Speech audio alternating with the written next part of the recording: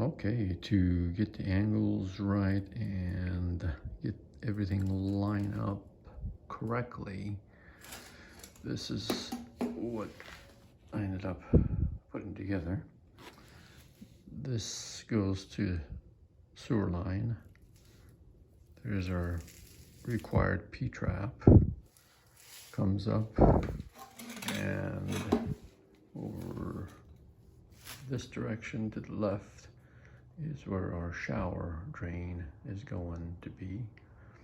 Where the rule of thumb is that as you're draining into a vertical pipe, which we are here, it's a good idea to use a long sweep like this, where it actually slows down the flow of water. And then up going this direction, so you can recognize this. This is our bathtub drain and overflow. So to the right is our drain. Up there goes to the overflow.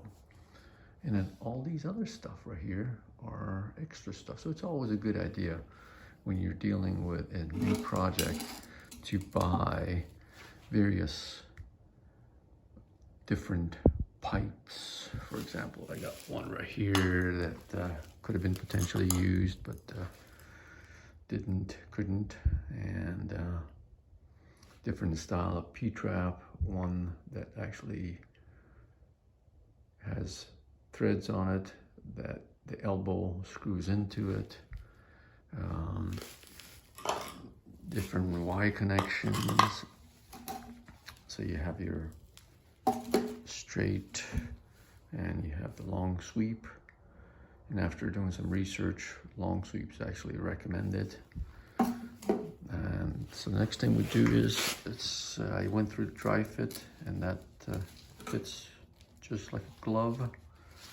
And next thing is just mark the position of the pipes as one relates to the other, and then take it apart, glue it, and put it in. Here we go.